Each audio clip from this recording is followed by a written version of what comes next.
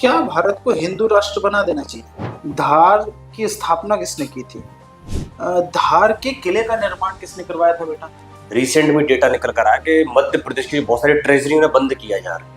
ऐसा क्यों बंद क्यों किया जा रहा है? भील जनजाति जितने भी त्योहार हैं उनका प्लान से बता दीजिए। मेरा सवाल ये है कि डेमोग्राफी चेंज होने से किसी स्टेट का या किसी शहर की अगर डेमोग्राफी चेंज होती है तो उसके दुष्प्रभाव क्या है? डेमोग्राफी में चेंज होने के कारण से मणिपुर समस्या बनी हुई है क्या?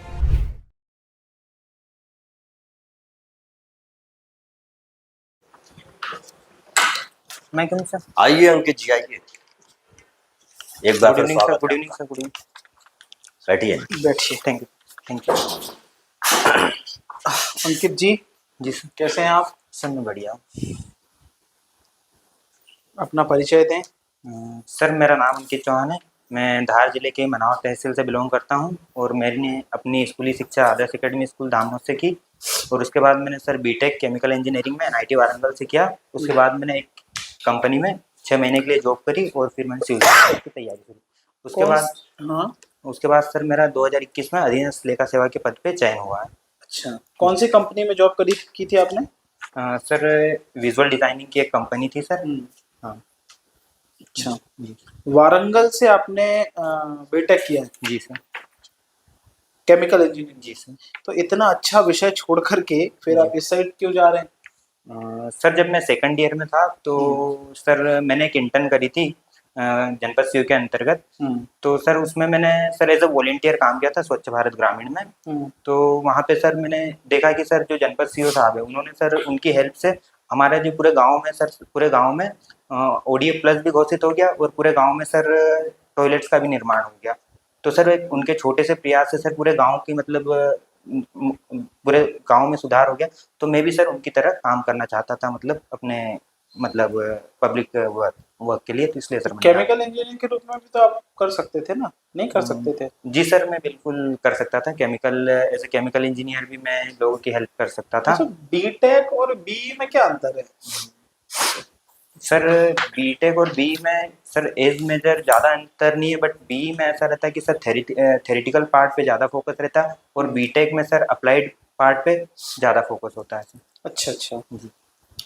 तो इंजीनियर साहब, एक टर्म बहुत ज़्यादा चर्चा में है, केमिकल वॉर ना? केमिकल बायोलॉजिकल वेपन, केमिकल ऐसा कुछ करके रहता है चर्चाओं में। ये क्या होते हैं ये? सर जो बायोलॉजिकल वेपन्स है वो सर किसी भी माइक्रो ऑर्गेनिज्म को या फिर माइक्रो ऑर्गेनिज्म को हम एज अ टेरर यूज करें और केमिकल वेपन्स वो होते हैं जो सर हम केमिकल्स को एज अ वेपन यूज करें। अच्छा जी सर। ठीक है। आप मनावर से हैं है ना? जी। तो मनावर कुक्षी ये सब जो है वो नए प्रदेश की डिमांड करते रहते हैं या पूरे एक इलाके में, जी सर, है ना? कुछ पोर्शन वहाँ का मिला के। जी सर। तो क्या लगता है, नया जिला, नया जो प्रदेश है भील प्रदेश, जी सर, बन जाना चाहिए क्या? सर नहीं बनना चाहिए। क्यों? सर अगर सर हर कम्युनिटी ऐसी डिमांड करेगी, जैसे मेजर भील ट्राइब है उस एरिया में तो वो सर डिमांड कर रही है कि भील प्रदेश बनना चाहिए। तो सर ऐसे में जो भारत की जो इंटीग्रिटी है सर उस पर अफेक्ट होगा और जो सर कैसे अफेक्ट होगा बेटा?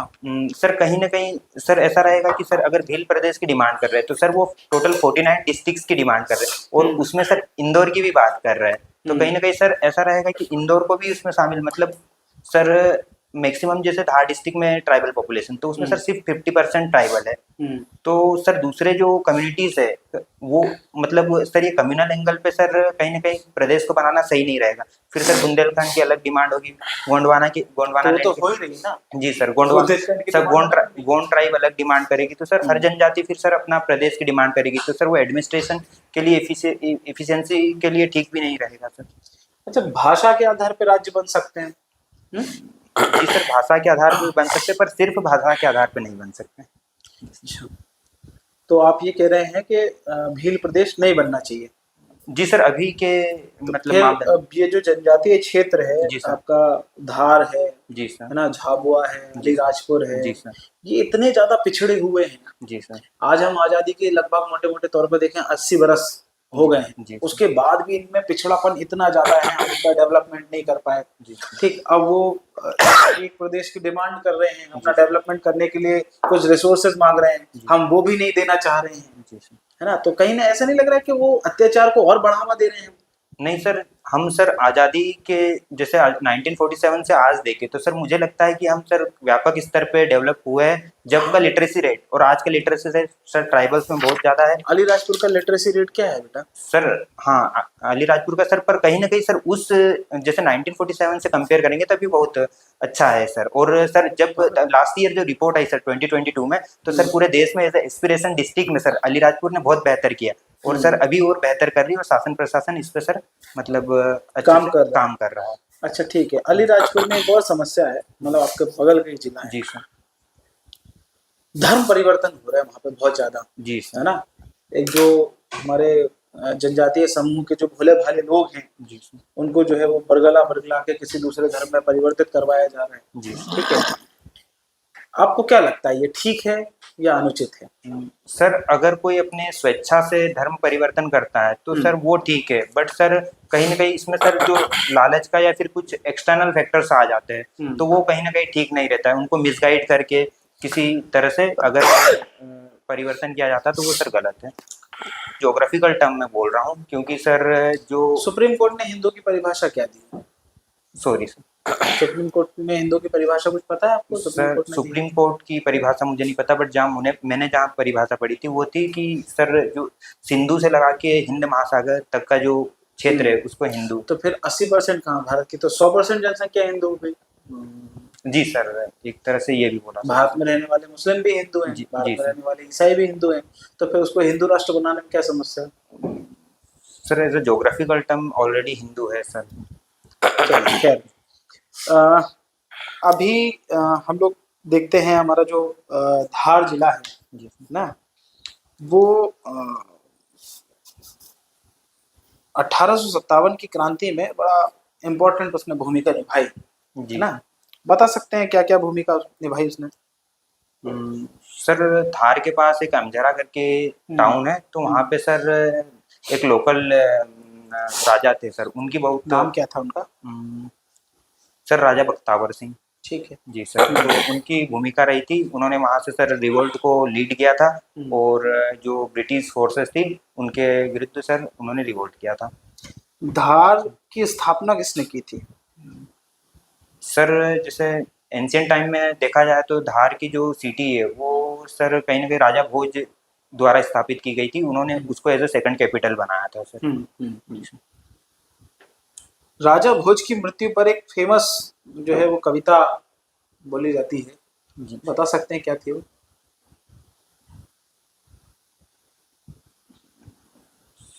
सर कविता, सॉरी सर कविता सुनिए आपने? राजा भोज दिवंगत ऐसा करके आखिरी में उसमें आता है। Sorry sir. चलिए कोई बात नहीं। धार के किले का निर्माण किसने करवाया था बेटा? सर मोहम्मद बिन तुगलक ने। मोहम्मद बिन तुगलक दिल्ली का राजा था, वो धार के किले का निर्माण क्यों करवाएगा? सर जब वो देवगिरी के लिए जा रहा था तो उन्होंने अपना यहाँ बेस स्टेशन बनाया था धार को। तो देवगिरी? सर दौलताबाद का दूसरा नाम देवगिरी। अच्छा अच्छा अच्छा, हाँ। तो कहाँ पे है देवगिरी? सर ये महाराष्ट्र में। तो क्यों जा रहे थे देवगिरी के लिए? सर उन्होंने मतलब उनका ये सोचना था कि मैं सर जो भारत है उसके मध्य से अपनी कैपिटल बनाऊंगा बीच में, तो सर साउथ और नॉर्थ दोनों को मैं अच्छे से एडमिनिस्टर और रूल कर पाऊंगा, उनका सोचना। ठीक है।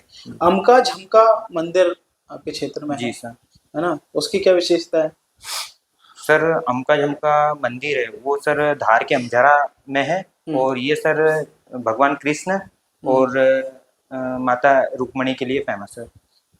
बहुत बढ़िया, ठीक है। ठीक है सर। अंकित जी, जी सर। धार का कोई और नाम भी पुराना प्राचीन क्या? सर धार को धारा नगरी बोलते थे। धारा नगरी बोलते थे? क्यों बोलते धारा नगरी? क्योंकि सर जब राजा भोज का शासन था तो उस टाइम वहाँ पे सर तलवारों की धार, मतलब तलवारों की इंडस्ट्री बहुत ज़्यादा फेमस थी, तो इसीलिए उनकी धार के कारण धारा नगरी कहा जाता है। तो अंकित जी, आप अधीनस्थ लेखा सेवा अधिकारी के पद पर पदस्थ हो चुके हैं क्या? सर ज्वाइनिंग नहीं। अभी ज्वाइनिंग नहीं हो पाई। चलो खैर, लेकिन आप सिलेक्ट तो खैर वहाँ हो ही चुके हैं सर। हाँ सर, सिलेक्शन हुआ। बिल्कुल। तो उसके कर्तव्य क्या क्या होते हैं, आप थोड़ा बताएंगे अधीनस्थ लेखा सेवा अधिकारी के? जी सर, अधीनस्थ लेखा अधिकारी सर वित्त विभाग के अंतर्गत आता है। और सर ये तृतीय श्रेणी, मध्य प्रदेश शासन का तृतीय श्रेणी का पद है। और सर इसमें सर 3 डिपार्टमेंट होते हैं। पहला पेंशन डिपार्टमेंट होता है, उसमें सर पेंशन बनाना रहता है। दूसरा सर ऑडिट डिपार्टमेंट रहता है, जो ऑडिट का काम करती है। और तीसरा सर ट्रेजरी रहता है। तो हर विभाग में कहीं ट्रेजरी रहती है या फिर किसी इंस्टीट्यूशंस में ट्रेजरी रहती है, तो उसका काम रहता है। ट्रेजरी वाली बात आपने करी, अभी रिसेंट में डेटा निकल कर आया कि मध्य प्रदेश की बहुत सारी ट्रेजरी में बंद किया जा रहा है। ऐसा क्यों, बंद क्यों किया जा रहा है? सर इकोनॉमिक फिजिबिलिटी के कारण किया जा रहा है सर। इकोनॉमिक फिजिबिलिटी के कारण? हाँ सर, मुझे ज़्यादा पता नहीं। चलिए, कोई दिक्कत नहीं। अच्छा अंकित जी, एक प्रैक्टिकल प्रश्न है आपके लिए। जी आप धार के रहने वाले? जी सर। मान लो आपका सिलेक्शन एज ए डीएसपी हो जाए, है ना, आप डीएसपी के पद पे पदस्थ हो चुके हैं ऐसा, और आपकी जो पहली पोस्टिंग है वो थी ना दतिया। यहाँ पे क्या जी सर। जो नेता थोड़ा गुंडे टाइप के आपको मिलेंगे जी ऐसा। सर। आपको पता पड़ता है होटल में लूट हो गई, जी सर। ठीक है ना, और लूट में जो शामिल व्यक्ति है जी सर। वो आपके पुलिस डिपार्टमेंट से शायद एएसआई हो, एसआई हो, या फिर कांस्टेबल, कुछ इस प्रकार के रैंक का व्यक्ति हो, जी सर। ठीक है ऐसा। जी सर। आप वहां पे डीएसपी मान लो, और आपने क्या करा, उसको कर दिया यहाँ से सस्पेंड कुछ समय के लिए, और आप पे फिर अचानक से फोन आया कि क्या दिक्कत है भाई, वापस से बहाल करिए। जी सर। आप क्या करेंगे सिचुएशन में? बहाल कर देंगे क्या उसको? गलत होने देंगे होटल वाले के साथ में? नहीं सर, अगर वो इलीगल, मतलब अगर उन्होंने गलत किया है एएसआई सर ने, तो सर उनको विरुद्ध सर कार्रवाई करना मेरा। तो आपके पास तो फोन आ गया ना सीधे, आप तो ये मान लीजिए गृह मंत्रालय से फोन आ चुका आपके पास में मध्य प्रदेश के। जी सर, बट सर यहाँ पे ये देखेंगे कि अगर सर वो लीगली, अगर मैं लीगली सही हूँ तो सर मैं उनको बहाल नहीं करूँगा। अगर लीगली सही कैसे, मतलब? सर कॉन्स्टिट्यूशन, मैंने बोला ना आपसे, सीधी लूट करिए, कैमरे में सब कुछ कैद है। हाँ कि वो गले में से हाथ डाल के पैसे निकाल ले होटल वाले के, होटल वाला कुछ नहीं कह पा रहा उससे। जी सर। और आपके पास में वो क्या वीडियो आ चुका है, इसलिए आपने क्या कर दिया, सस्पेंड कर दिया। लेकिन नेताजी का फोन आ गया गृह मंत्रालय, जी सर। अल्टीमेटली पुलिस किसके अंडर में है? गृह मंत्रालय के अंडर में, होम मिनिस्ट्री के अंडर में है कि नहीं? जी सर। ऐसा। जी सर, तो मैं सर कार्रवाई करूँगा सर एएसआई। अरे उन्होंने बोल दिया कार्रवाई करना ही नहीं, फिर आप क्या करेंगे? सर मेरा सर, अगर मैं sir as a DSP select, मतलब चयन होता है, तो सर मेरे को चयन मध्य प्रदेश शासन इसीलिए करेगी कि कहीं ना कहीं क्राइम रेट कम करना है, क्राइम रोकना है। तो अगर मैं उसमें विफल रहा तो सर मुझे, मतलब मैं अपना कर्तव्य पूरा नहीं कर पा रहा हूँ। तो सर मेरी प्राथमिक ड्यूटी यही रहेगी कि सर जो क्राइम हो रहा है उसको रोकना है, तो वो करूँगा मैं। चलो, एक और प्रश्न मेरी तरफ से आपके लिए। अगर मान लो आपका सिलेक्शन एज ए एसडीएम हो जाए, जी सर। ठीक है ना, और एसडीएम के रूप में आपकी पहली पोस्टिंग कहाँ हो? बालाघाट में। जी सर। बालाघाट में आप देखते हो बहुत सारी समस्याएं हैं, चाहे सामाजिक हो, चाहे आर्थिक हो, चाहे राजनीतिक हो, ठीक है ना ऐसा। हाँ। आप एज ए एसडीएम इन सभी समस्या को कैसे दूर करेंगे? सर पहले तो मैं जैसे पदस्थ रहूँगा एज एसडीएम बालाघाट में, तो सर वहाँ पे देखूंगा कि लोगों की जो इकोनॉमिक एक्टिविटीज़ कौन सी ज़्यादा है सर, उसको बढ़ाने की कोशिश करूंगा। क्योंकि सर अगर इकोनॉमिक प्रॉस्परस रहेगी तो आप कैसे बढ़ाएंगे इकोनॉमिक एक्टिविटीज? आप तो प्रशासनिक पद पर हैं, आप उसमें तो नहीं है शासन में। जी सर। आप तो विधायक कैसे नहीं आए? जी आप तो एग्जीक्यूटिव में पहुंचे। जी सर। पर जो भी सर गवर्नमेंट की जो स्कीम्स है, जो स्वरोजगार को लेके हो गई, या फिर इंडस्ट्रियल डेवलपमेंट को लेके हो गई, एंटरप्रेन्योरशिप को लेके हो गई, और युवाओं को स्वरोजगार, ये सारी सर इनको मैं अच्छे से इम्प्लीमेंट करूंगा। और पंचायती राज को सर मैं स्ट्रिंजेंट बनाने की कोशिश करूंगा वहाँ पे सर। और सर एग्रीकल्चर जो सेक्टर है उसको भी वहाँ पे सर मैं अच्छे से, मतलब प्रोडक्टिविटी बढ़ाने की कोशिश करूँगा। फिर सर वो बालाघाट ज़्यादा सर फॉरेस्ट एरिया है, और दूसरा सर वहाँ पे माइंस ज़्यादा है, तो सर लैंड रेवेन्यू भी वहाँ से मैं इफिशिएंसी बढ़ाने की कोशिश करूँगा वहाँ पे। चलिए, बहुत बड़ी आपने लैंड रेवेन्यू की बात करी है ना सर, जो आप इन माइन से निकाल लोगे ना ऐसा। और कौन कौन से तरीके जिसके माध्यम से आप रेवेन्यू को बढ़ा सकते हो बालाघाट रीजन से? सर एक तो फॉरेस्ट हो गया सर, वहाँ पे फॉरेस्ट प्रोडक्टिविटी बढ़ा सकता हूँ। क्योंकि सर फॉरेस्ट आपके अंडर में रहेगा? नहीं रहेगा, बट सर कहीं ना कहीं सर ये रहेगा कि सर कोऑर्डिनेशन रहेगा, जो एसडीओ फॉरेस्ट हो गया या फिर एसडीएम हो गया, उनके बीच में, तो ये कर सकता हूँ। दूसरा सर वहाँ पे जो माइनिंग्स हो रही है, मेजर माइनर्स, मेजर जो मेजर एलिमेंट्स है और माइनर एलिमेंट्स है, दोनों की प्रोडक्टिविटी बढ़ाने की कोशिश करूंगा। फिर एग्रीकल्चर से भी सर रेवेन्यू आता है कहीं ना कहीं, देखते हैं। एग्रीकल्चर से कैसे रेवेन्यू आता है, थोड़ा समझाइए। सर जैसे गवर्नमेंट ने कोई तालाब कंस्ट्रक्ट किया है, तो सर तालाब में सर किसानों को रॉयल्टी देना पड़ती है। अगर मतलब जैसे कोई कैनल इरिगेशन बनाया है, तो सर वहाँ से रेवेन्यू जनरेट करके गवर्नमेंट को दूंगा। तो वहां से रेवेन्यू कैसे जनरेट होगा? यहाँ तो अब गवर्नमेंट का पैसा खर्च कर रहा है ना, तालाब बन रहा है, सर रॉयल्टी दी जा रही है किसको? सर बनने के बाद सर कलेक्शन का काम सर रहता है। बनने के बाद? हाँ, बनने के बाद सर जो वहाँ से सर जो किसान पानी यूज कर रहे हैं सर, उनको कहीं ना कहीं गवर्नमेंट को रॉयल्टी देना रहती है सर। अच्छा, देना रहती हाँ, है, देना ऐसा। रहती है सर वो। एग्रीकल्चर को टैक्स वगैरह लगता है क्या? Sorry sir, sorry. चलिए, कोई दिक्कत नहीं है। आपकी जो हॉबी है वो है डिजिटल आर्ट, पिथौरा चित्रकला, जी सर। है ना? ऐसा। आप किस ट्राइब से आते हैं अंकित जी? सर भील जनजाति से। भील जनजाति से आप आते हैं ना? भील जनजाति जितने भी त्योहार हैं उनको आप लाइन से बता दीजिए। सर मुख्य त्यौहार तो सर जो हिंदू धर्म में मनाए जाते हैं वो तो मनाते हैं हम, और जो अलग से हो गए जो भील ट्राइब बनाती है, तो एक तो भगोरिया जो बहुत फेमस है। उसके बाद सर नवई। भगोरिया का कंसेप्ट क्या है? सर भगोरिया का मेन कंसेप्ट ये है कि सर जो भगोर देवते और मतलब उनकी पूजा के लिए मनाया जाता है।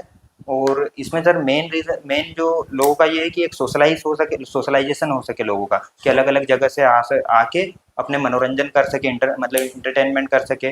दूसरा सर अपनी इन्फॉर्मेशन को शेयर कर सके, ताकि मतलब सर एक कोई ग्रोथ पोल पे वो इकट्ठे होते हैं, तो वहाँ पे देखते हैं कि जो अलग अलग एरिया से कोई आया है तो अपनी इन्फॉर्मेशन सारी देगा, एग्रीकल्चर के बारे में बताएगा कि मेरी एग्रीकल्चर प्रोडक्टिविटी इतनी हुई है। फिर सर यहाँ पे हम शादी के जोड़े भी चूज कर सकते हैं, अगर किसी को जीवन साथी पसंद आया तो वो भी कर सकते हैं। तो सर अलग अलग ये कर सकते हैं। अच्छा, भगोरिया को लेके किंवदंती की है कहानी, वो कहानियों को पता है क्या है? सॉरी सर, नहीं पता, चलो कोई दिक्कत नहीं है। भगोरिया सबसे ज्यादा फेमस किस जिले का है? क्योंकि मनाते तो काफी जिलों में भगोरिया को ऐसा। सर झाबुआ और अलीराजपुर का फेमस। झाबुआ और अलीराजपुर, ऐसा क्यों? वहाँ का ऐसा क्या विशेष है जो फेमस है? सर वहाँ का इसलिए भी फेमस है कि सर वहाँ पे जो ट्राइबल परसेंटेज है वो ज़्यादा है, और सर कहीं ना कहीं वहीं से उद्गम, झाबुआ से ही माना जाता है उद्गम उसका, तो वहाँ पे सर ज़्यादा व्यापक रूप से वो। ये तो कुछ विशेषता रही होगी, इसीलिए तो फेमस होगा ना, अदर जगह की अपेक्षा कुछ ना कुछ तो विशेषता रही होगी। सॉरी सर, चलो कोई दिक्कत नहीं है। अच्छा, एक और प्रैक्टिकल प्रश्न है आपसे। आप वैसे जनरली धार से रहने वाले हैं ना, ऐसा? आपको पता होगा अभी धार में वर्तमान में जो कुपोषण है इसकी समस्या बहुत ज्यादा बढ़ गई जी सर। है कि नहीं ऐसा? हालांकि अगर जब भी आपकी पोस्टिंग होगी तो धार में तो नहीं होने वाली, इससे बाहर ही होने वाली। हम मान लेते हैं आपकी पोस्टिंग कहाँ पे हो रही, धार में होने जा रही है ऐसा। आप CDPO बन चुके हैं, चाइल्ड डेवलपमेंट प्रोजेक्ट ऑफिसर है ना, इसके तहत जो भी कुछ आएगा आप वो मान लो बन चुके हैं, और आपको क्या धार ही दे दिया गया ऐसा। तो धार में जो कुपोषण है उसको आप कैसे दूर करेंगे? सर अगर सर कुपोषण की प्रॉब्लम रही तो मैं सर सारी जो महिला और बाल विकास विभाग के अधिकारी रहेंगे, मैं उनके साथ टाइम टू टाइम मीटिंग करूंगा। और जो आंगनवाड़ी की जो सहायिका है तो सर उनकी मीटिंग सर जो ब्लॉक लेवल पे जो महिला और बाल विकास अधिकारी रहता है उनकी भी टाइम टू टाइम मीटिंग कराई जाएगी। और सर वहाँ पे देखा जाएगा कि सर उनमें कौन सी मेजर प्रॉब्लम है। जैसे सर कुपोषण में भी अलग अलग रहता है सर, कि सर मतलब अलग अलग डिसीज रहती है, तो पर्टिकुलर रीजन वाइज बांट दिया जाएगा। और वहाँ पे सर मैं हेल्थ डिपार्टमेंट्स के जो डॉक्टर्स है, नर्सेस है, उनकी मदद लूँगा। और वहाँ पे जो मतलब जो गवर्नमेंट की स्कीम्स है, जैसे प्रधानमंत्री पोषण स्कीम हो गई, या फिर जो मिड डे मील स्कीम्स हो गई, इनको अच्छे से इम्प्लीमेंट कराने की कोशिश। हाँ, तो ये सब तो खैर चल ही रहा है, हम तो बराबर देख रहे हैं, कई सालों से हम देखते हुए इस चीज को, है कि नहीं? और दिख भी रहा है कि यहाँ फर्जीवाड़ा और जो करप्शन बड़ा भयंकर चल रहा है सब, जी सर, है नहीं? आप उस करप्शन को कैसे दूर करें, उस फर्जीवाड़ा को कैसे दूर कर पाएंगे? आप देख रहे हो कि आंगनबाड़ी में सब कुछ हो रहा है, फंड आ रहा है, उस फंड से जो बड़ा पैसा कौन, ये लोग ले जाते हैं, बाकी जो पैसा बचता है उसका क्या, एक सस्ता घटिया अनाज खरीद के बच्चों को खिला दिया जाता है। आप ऐसा कौन सा अनाज है जो बच्चों की व्यवस्था कर सकते हैं कि अगर मान लो ये चीज बच्चे खाएं तो इनकी समस्या जो कुपोषण वाली वो दूर हो सकती है? हाँ सर जैसे कि अभी देखा जाता है कि जो श्री अन्न है, ज्वार हो गया, बाजरा हो गया, कोदो हो गया, कुदकी हो गया, सर इनका इंट्रोडक्शन कराने की कोशिश करूंगा, और सर मैं मिड टर्म इवेल्युएशन बढ़ा दूंगा और पेट्रोलिंग बढ़ा दूंगा। कि मिड टर्म इवेल्युएशन से ये होगा कि जैसे सर एक बार कभी कोई स्कीम्स आई तो उसको बीच में जैसे एक मिनट सुनना, आपने बोला श्री अन्न की बात आपने यहाँ पर हाँ, करी, जी तो क्या श्री अन्न खिलाने से जो कुपोषण दूर हो जाएगा? सर हम कभी सर यहाँ पे गेहूं मतलब जो वीट और राइस देंगे तो सर वीट और राइस के मुकाबले सर इसमें ज़्यादा विटामिन और मिनरल्स होते हैं। इसमें तो फाइबर्स रहते हैं बस, जी इसके अलावा और क्या है इसमें? सर एक नॉनवेज का भी प्रावधान, एग का प्रावधान करते हैं। एग का प्रावधान, हाँ, Yes, sir. आपने काफी अच्छा वर्ड यूज करा पे, एग का प्रावधान। लेकिन एग को लेके बड़ी दिक्कत रहती है कि अंडा नहीं खिलाया जाएगा जी। कहीं कहीं पर, ये जी। दिक्कत रहती है। उसे अगर मान लो आपके मन में ये है कि हाँ चलो अंडा खिला के जो प्रोटीन कमी वो दूर की जाए, है ना, जी, ऐसा सर। अंडे की व्यवस्था करवाई जाए, है ना, लेकिन वहां का जो सेक्टर, जो क्या कहते हैं अधिकारी वर्ग या फिर जो कर्मचारी वर्ग है, वो मना करा के नहीं, अंडे को हम नहीं छूने वाले, हम बच्चों को ये नहीं देने वाले, जो चलता तो वही दिया जाएगा। आप उसको कैसे नियंत्रित करेंगे ये बताइए। सर अगर गवर्नमेंट की गाइडलाइंस है कि अंडे देना चाहिए तो सर ये तो सरकारी अधिकारी है उनका भी कर्तव्य है। अगर वो उस कर्तव्य का पालन नहीं कर रहे तो कहीं ना कहीं सर वो अपनी जॉब नहीं कर रहे, तो मैं उनके विरुद्ध कार्रवाई करूंगा। बहुत बढ़िया, बहुत बढ़िया। ठीक सर। अभी अखबारों में और इसमें टीवी न्यूज़ पे खूब चल रहा है कि डेमोग्राफी परिवर्तन हो गया, डेमोग्राफी चेंज हो गई। जी तो और मेरा सवाल ये है कि डेमोग्राफी चेंज होने से किसी स्टेट का या किसी शहर की अगर डेमोग्राफी चेंज होती है तो उसके दुष्प्रभाव क्या है? सर डेमोग्राफी चेंज होने से सर एक तो सर वहाँ की मतलब इकोनॉमिक एक्टिविटी के पैटर्न्स को पता लगाया जा सकता है। अगर एजिंग, जैसे मान लो कि एक वर्किंग पॉपुलेशन है 14 से लगा के 59 तक है, तो वहाँ पे ये देखा जाएगा कि उस स्टेट की इकोनॉमी थोड़ी ज़्यादा होगी सर, क्योंकि वहाँ पे काम करने वाले लोग ज़्यादा हैं।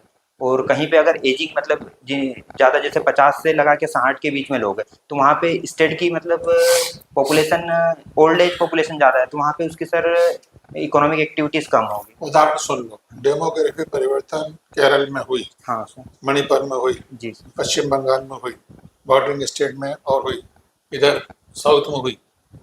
तो इसके प्रभाव में आपको दुष्प्रभाव या अच्छे प्रभाव जो क्या है, आपको क्या लगता है? जो पॉपुलेशन चेंज सर, पॉपुलेशन में कुछ जो बात चल रही है वो डेमोग्राफी चेंज की बात चल रही है। ओके। तो क्या उसका प्रभाव पड़ रहा है हमारे देश की इकोनॉमी पे, हमारे देश के एकता अखंडता पर? मैं ये पूछ रहा हूँ आपसे। जी सर, जी सर, जी सर। अगर सर ऐसा मतलब डेमोग्राफी चेंज होती है तो सर वहाँ पे देखते हैं कि सर वहाँ की जो social, religious, cultural, economic activities पे काफ़ी ज़्यादा मतलब अलग अलग प्रभाव पड़ते हैं। देखते हैं कि जैसे अगर सर कोई मेजोरिटी में कोई पॉपुलेशन है और अगर वहाँ पे डेमोग्राफी चेंज हो गई है, जैसे आसम का हम एग्जांपल्स देख सकते हैं कि आसम का लोगों का कहना है कि यहाँ पे हमारे यहाँ पे बाहर से लोग आके हमारी डेमोग्राफी को चेंज कर दिया है। तो उनके जो पर्सनल सोशल मतलब कल्चर है सर, वो कहीं ना कहीं हाथ होंगे, और वहाँ पे जो बाहर से आए उनका मतलब ऐसा रहता है कि उन पे सर भी मतलब पॉलिटिकल पावर भी कहीं ना कहीं शिफ्ट होगा सर वहाँ पे। पॉलिटिकल पावर शिफ्ट होगा? हाँ सर, मतलब सब अपने इंटरेस्ट के अकॉर्डिंग काम करेगा सर। सर डेमोक्रेसी में ये रहता है कि वोट पे सारी चीज़ें रहती है। तो अगर एक पर्टिकुलर, जैसे डेमोग्राफी एक पर्टिकुलर आइडियोलॉजी को वोट करती है, दूसरी डेमोग्राफी एक दूसरी आइडियोलॉजी को, तो सर यहाँ पे सर जो पहले मेजोरिटी में थे आज माइनॉरिटी में आ गई, तो कहीं ना कहीं सर उनके सारे राइट्स का मतलब प्रभाव पड़ेगा। ठीक। तो क्या मणिपुर समस्या डेमोग्राफी में परिवर्तन होने का जो कारण से उत्पन्न हुई है क्या? सर डेमोग्राफी में चेंज होने के कारण से मणिपुर समस्या बनी हुई है क्या? नहीं सर, डेमोग्राफी के कारण मतलब हाँ बोल सकते हैं कि सर वहाँ मेजोरिटी में पहले जो पॉपुलेशन थी वो अभी भी है, तो डेमोग्राफी के कारण तो नहीं बोल सकते हैं डेमोग्राफी चेंज के कारण से समस्या नहीं है सर। मतलब दो कम्युनल ग्रुप के बीच में ये प्रॉब्लम है, बट सर डेमोग्राफी चेंज के कारण नहीं है मेरे को। बांग्लादेश में अभी वहाँ के लिए हिंदू अल्पसंख्यक हैं, उनके मंदिर जलाए जा रहे हैं, मारपीट हो रही है। जी सर। तो अभी कल की न्यूज में भी था। जी। तो भारत सरकार को क्या ऐसे कदम उठाना चाहिए कि वहाँ पे शांति बहाल हो? हम्म, या कि हम तो दूसरे देश में है, वहाँ पे तो है नहीं, जी सर। क्या तरीके हो सकते हैं? सर बांग्लादेश गवर्नमेंट से पीस टॉक्स करना चाहिए, बायलैटरल टॉक्स करना चाहिए ज़्यादा से ज़्यादा, ताकि मतलब जो हमारा पक्ष और उनका पक्ष दोनों का रखना चाहिए। भाई वो आपकी बात माने नहीं माने, को तीसरे शक्तिशाली कोई शक्ति है जो पावर है, जिसके पास पावर है, जो वो कहे कि भैया अब ये बदमाशी या ये बंद करो?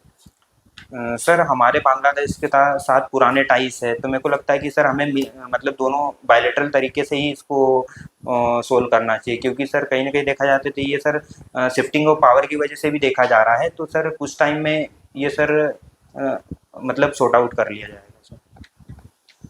बायलेटरल टॉक होनी चाहिए। हाँ बायलैटरल टॉक्स होना कोई अपने यहाँ से कोई गए हैं बांग्लादेश में, जाने वाले हैं? चाहिए। सर हाँ कोई जाने वाले, बट मैं भी एक्सेप्ट नहीं। एक शब्द बहुत आ रहा है, मूल निवासी, जी सर। अनुसूचित जनजाति, अनुसूचित जाति, फिर वो मूल निवासी, जी फिर आदिवासी। जी। ये सब मूल निवासी, सभी तो मूल निवासी, सब लोग मूल निवासी नहीं है, खाली एक कम्युनिटी ही मूल निवासी है क्या?